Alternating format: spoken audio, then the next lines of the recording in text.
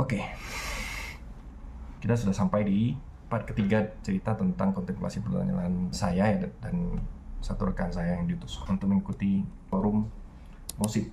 Teman-teman, tadi di part sebelumnya kita bahas kaitan dengan ID, data sharing, payment. Di part ketiga ini, saya coba membayangkan atau mengajak teman-teman virtual saya ya, warganet sekalian, membayangkan bagaimana jalan kerja organisasi pemerintah secara sederhana tentu saja dalam ID, data sharing, dan payment, distribusi kebijakannya mereka. Ketika satu program distribusi bantuan pemerintah, saya tidak spesifik menyebut itu bansos atau beasiswa atau bantuan sekolah atau kartu mungkin Jakarta Pintar, kartu Surabaya Pintar atau kartu Jambi Pintar dan lain-lain itu saya tidak spesifik, tapi coba teman-teman bayangkan saja. Maka institusi pemerintah itu butuh sub elemen dari mereka yang namanya dengan penerbit ID-nya atau identitas, dan masing-masing sub entitas itu akan saling berhubungan satu sama lain. Satu data pokok namanya data pendudukan kalau di Indonesia,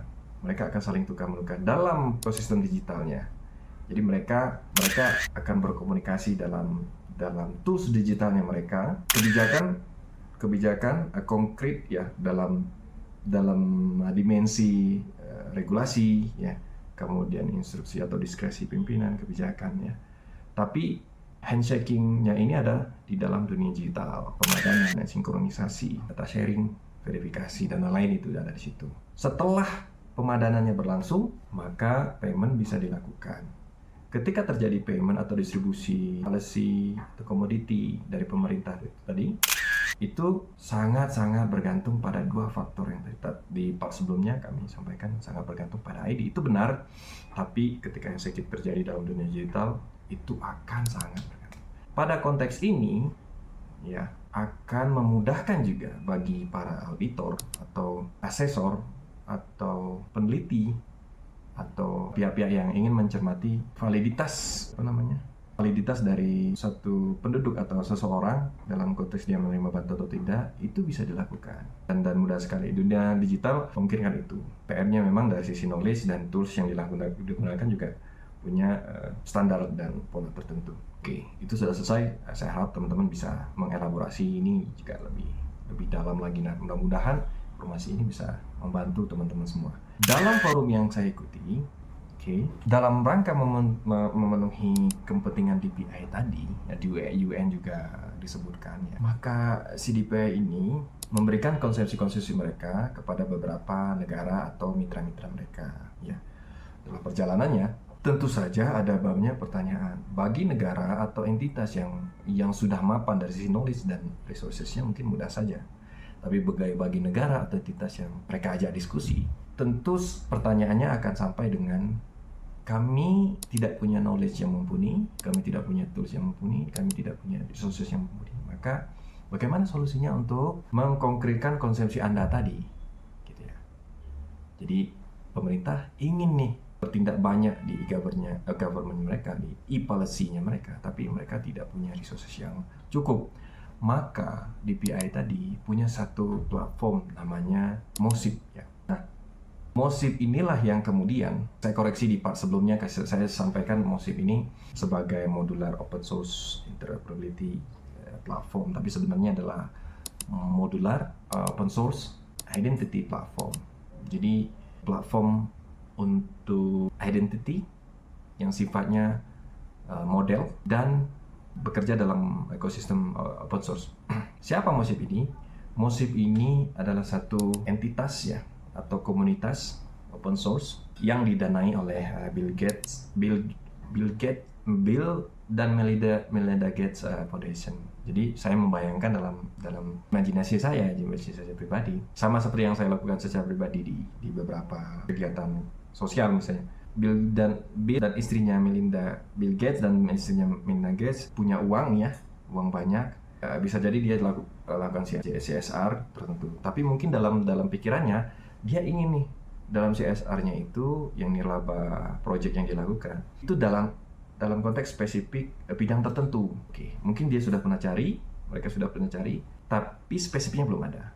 Lalu kemudian alih-alih memberikan secara umum kepada lembaga amal yang lain, ya, yang bersangkutan mendirikan satu foundation atau yayasan atau komunitas yang disebut MOSIP tadi di bidang IT dan open source untuk membantu negara-negara yang memiliki kepentingan membantu warganya tapi resources-nya cukup challenging bagi mereka. Nah, inilah MOSIP. MOSIP didirikan dan didanai ya. Saya harus belajar lagi. MOSIP ini didirikan oleh siapa dan bagaimana. Tapi yang saya tahu adalah didanai secara umum. Donatur sebesarnya adalah Bill dan Melinda Gates. Oke, saya lompat. Nah, MOSIP itu mengenalkan konsep digital ID dan memperkuat konsep digital ID. Maka identitas digital atau digital ID ini, platform dan pengenalannya itu diperkuat oleh produk-produk MOSIP. Ya, kita akan bahas di sesi selanjutnya. Tapi sebelum ke sana, saya akan coba mendelivery faktor keempat, faktor fundamental keempat, dan faktor fundamental kelima dari sebuah DPI. DPI atau infrastruktur publik digital itu yang keempat adalah consent atau signing, lalu yang kelima adalah fulfillment atau discovery. Saya coba jelaskan sederhana. Pertama, kaitan dengan consent signing. Jadi harus dimungkinkan sebuah mekanisme distribusi bantuan pemerintah atau tindakan andil pemerintah itu diketahui dan disetujui oleh penduduk, masyarakat, citizen. Termasuk diantaranya kaitan dengan elemen data mana saja dari yang bersangkutan itu bisa di-sharing dan bisa menjadi pengenal dari dirinya. Jadi ada ID, di dalamnya ada elemen data, nama, dan sebagainya ya. Di dalam sub ekosistem DPI yaitu consent dan signing, itu penduduk memiliki peran yang sangat tinggi dan besar. Ini menarik.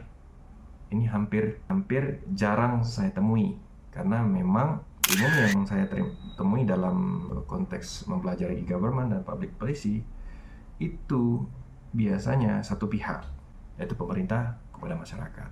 Tapi konsepsi DPI memunculkan yang keempat, sub konsep atau sub faktor, fundamental factoring, yaitu penduduknya itu memiliki andil boleh atau tidak membolehkan atau tidak membolehkan datanya di-sharing, meyakinkan atau tidak meyakinkan bahwa dia layak atau tidak. Yang kelima adalah fulfillment atau discovery.